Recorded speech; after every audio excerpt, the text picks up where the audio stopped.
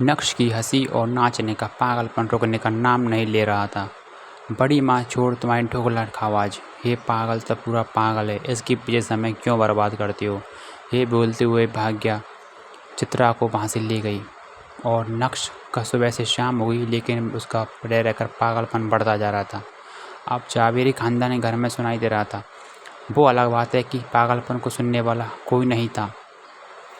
अगली सुबह नक्श जैसे ही तैयार होकर भानुशाली ग्रुप के ऑफिस में पहुंचा तो वहाँ के एम्प्लॉयज़ ने नक्श को और देखा और शॉक्ड रह गए।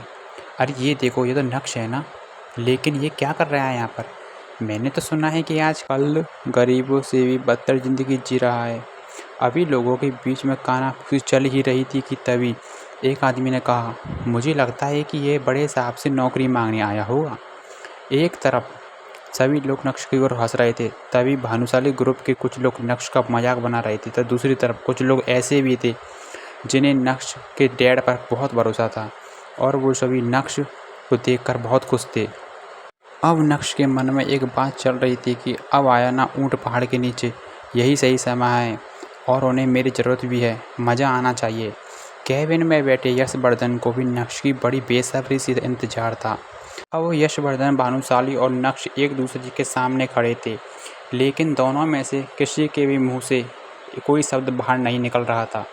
यशवर्धन और नक्श की इस मुलाकात को देखकर ऑफिस के बाकी एम्प्लॉयज़ भी हैरान रह गए थे कि अब आगे क्या होगा। चलो अंदर आओ, ये बोलते हुए यशवर्धन ने नक्श से कहा। नक्श बेवकूफ़ नहीं था। यशवर्धन के इस इशारे को वो अच्छे से समझ पा रहा था। नक्श जो कल तक चित्रा और अनिका के ताने सुन रहा था, वो आज अचानक भानुशाली ग्रुप के चेयरमैन के आलीशान कैबिन में बैठा हुआ था। नक्श बेटा, कैसे हो तुम? हमारी याद नहीं आई?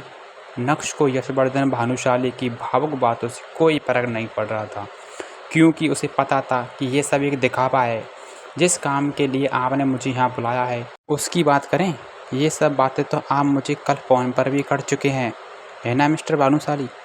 नक्श बेटा, तुम मेरे पोते हो, मैं समझ सकता हूँ कि तुम ऐसा क्यों कर रहे हो।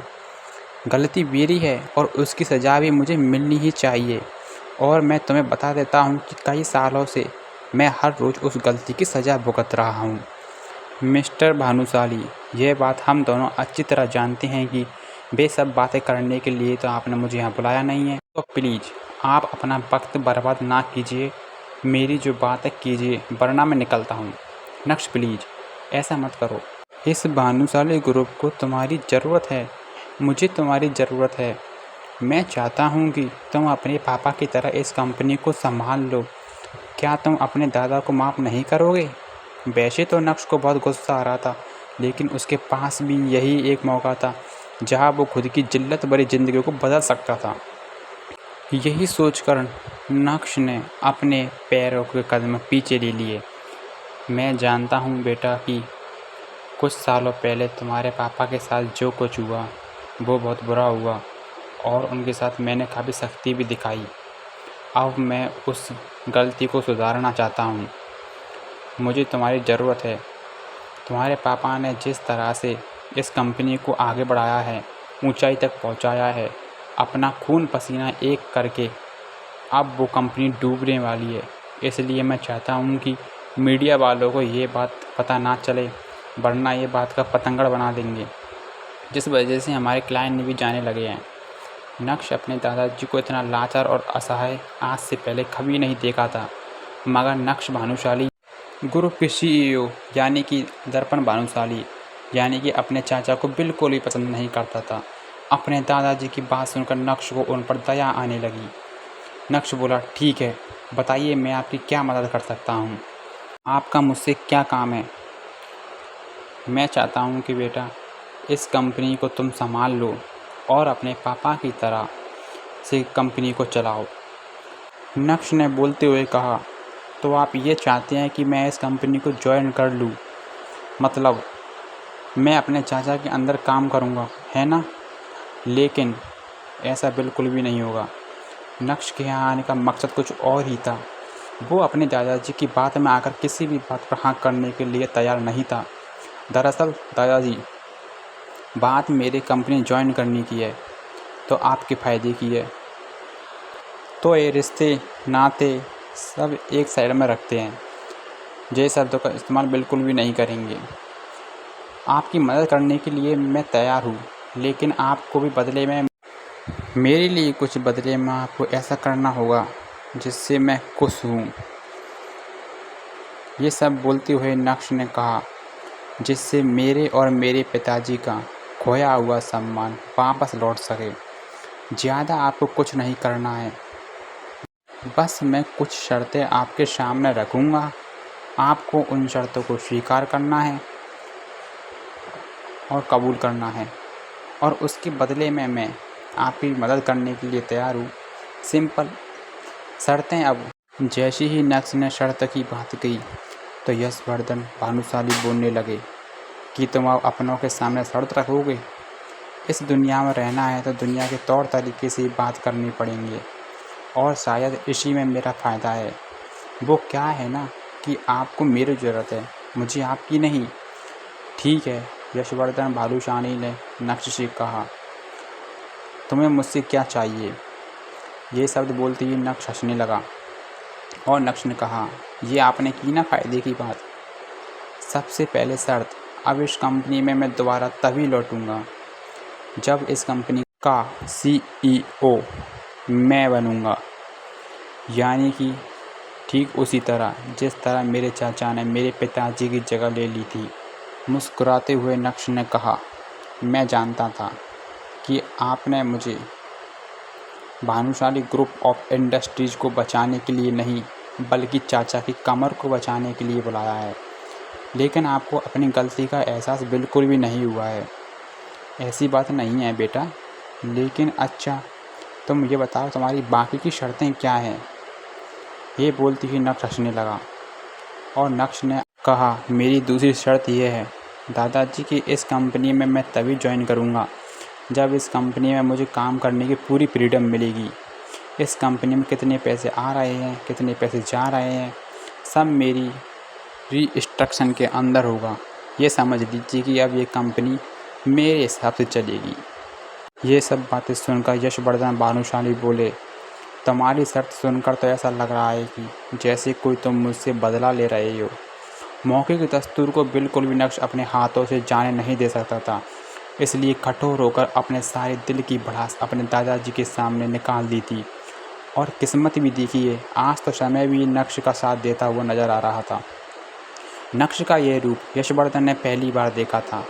उन्होंने तो नक्श को बहुत सीधा साधा समझा था, और उन्हें लगा था कि नक्श से बात करना बहुत आसान होगा। लेकिन देखिए ना, मिलने के बाद तो उनकी सोच पूरी तरह से गलत साबित हुई, और शायद उन्हें भी समझ आ गया था कि नक्श को सब पता चल गया है। वैसे क्या पता चल गया है, उसके लिए आपको थोड़ा और इंतज़ार करना होगा। मैं नहीं जानता कि तुम्हारी इन शर्तों से तुम्हारे चाचा पर क्या प्रभाव पड़ेगा, उन पर क्या गुजरेगी, लेकिन मुझे तुम्हारी शर्त सभी मंजूर हैं।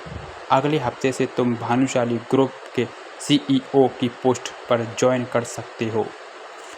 ये सब बोलते ही नक्श हंसने लगा, और मन ही मन सोचने लगा कि अब आया ना ऊँट पहाड़ के नीचे।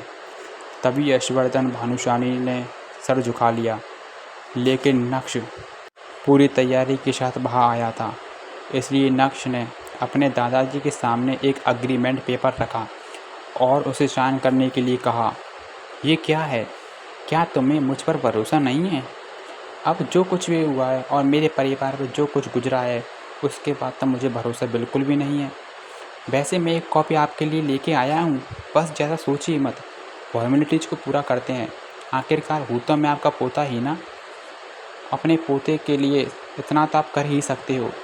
इस बहाने आपका पछतावा थोड़ा कम हो जाए। मुस्कुराते हुए नक्श भी कैबिन से बाहर चला गया, और जाते जाते अग्रीमेंट पेपर की कॉपी को यशवर्धन के हाथों में थमा गया। 4 साल पहले कॉलेज पास आउट होने के बाद जब नक्श ने अनिका के पापा के साथ काम करना शुरू किया था, तब सिर्फ अनिका के पापा को ही पता था कि नक्श का पूरा नाम नक्श भानुशाली है।